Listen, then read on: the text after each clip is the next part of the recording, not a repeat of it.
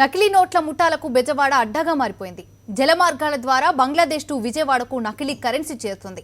బిజీగా ఉండే shopping malls పై కన్నేసిన మార్పిడి ముఠా నకిలీ నోట్లను అంటకడుతున్నారు. ఏది అసలో ఏది దొంగ నోట్లో గుర్తించలేక తికమక పడుతున్నామంటున్నారు వ్యాపారులు.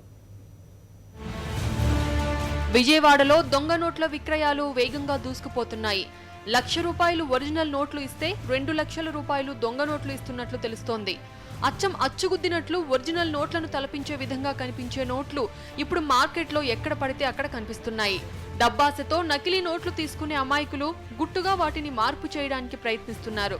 ఒక్క విజయవాడలోనే కాదు, మచిలీపట్నం, అవనిగడ్డ, గుడివాడ, విస్సన్నపేట, నూజివీడు, జగ్గయ్యపేట వంటి ప్రాంతాలలో దొంగ నోట్ల వ్యాపారం విచ్చలవిడిగా సాగుతున్నట్లు తెలుస్తోంది.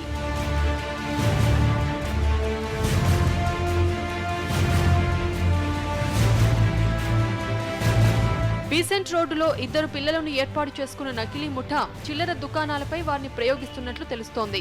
హడావిడిలో దొంగ నోట్లు తీసుకున్న వ్యాపారులు బ్యాంకుల్లో జమ చేయడానికి వెళ్తే దొంగ నోట్లు అని చెప్పడంతో నోరెళ్లబెడుతున్నారు. దొంగ నోట్లు వచ్చేవి కావు. ఈ మధ్యన ఎప్పుడైతే విజయవాడ రాజధాని అయిందో, అభివృద్ధి చెందుతుందో, ఈ మధ్యన దొంగ నోట్లు చాలా వస్తున్నాయండి. అది ఏంటంటే ఇప్పుడు మాకు 2-3 దొంగ నోట్లు వచ్చినాయండి. ₹1000, 500 నోట్లు వచ్చినాయి. మాకేంటంటే హడావుల్లో సీజన్ కాబట్టి దొంగ నోట్లు మేము చూసుకోము. అలాగే గల్లాబిడ్డలో పెట్టేసి మొన్న బ్యాంకులు కడితే దొంగ నోట్లు అన్నారండి, నష్టపోయండి. ఇటీవలే దొంగ నోట్ల ముఠాను పట్టుకున్న పోలీసులు వారి ద్వారా విషయాన్ని రాబడుతున్నారు. జల మార్గాల ద్వారా దొంగ నోట్లు విజయవాడకు తరలిస్తున్నట్లు గుర్తించారు. బంగ్లాదేశ్ టు బెజవాడకు నోట్లు సరఫరా జరుగుతున్నట్లు తెలుస్తోంది. దొంగ నోట్లతో వ్యాపారులు బేజారెత్తుతున్నారు.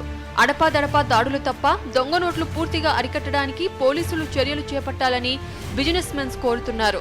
నెల రోజులలో కనీసం 2 నుండి 3 500 నోట్లు 1000 నోట్లు వస్తున్నాయని వాపోతున్నారు.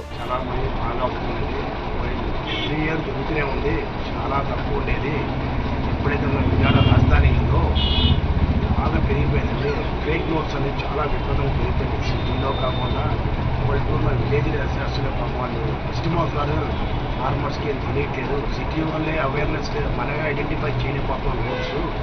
అసలు ఒరిజినల్ ఏంటి, డూప్లికేట్ ఏంటి అసలు మనకి అర్థం కాదు. విజయవాడ రాజధానిగా ఎప్పుడు ప్రకటించారో అప్పటి నుంచి దొంగ నోట్లు విచ్చలవిడిగా కనిపిస్తున్నాయని వ్యాపారులు మొరపెట్టుకుంటున్నారు. చాలా నోట్లు వస్తున్నాయి, కానీ పట్టుకోవడానికి ఏంటంటే చిన్న మిషన్లే కొనుక్కుంటున్నాం. ఇప్పుడు నిన్న పేపర్లో చూసిన తర్వాత పెద్ద మిషన్లు కొనుక్కుని షాపులందరికీ ఒక సర్క్యులర్ కోడ్ ఇష్యూ చేద్దామన్న ఆలోచన మాకు ఉంది. షాపులందరికీ ఇష్యూ చేసి ఒక మిషన్స్ కొనుక్కుని మేము ఆ దొంగ నోట్ల గురించి కొద్దిగా వాళ్ళని కూడా అవగాహన తెలియజేద్దామనే ఆలోచనలో ఉన్నాం. బాగా చలామణి అవుతుందండి.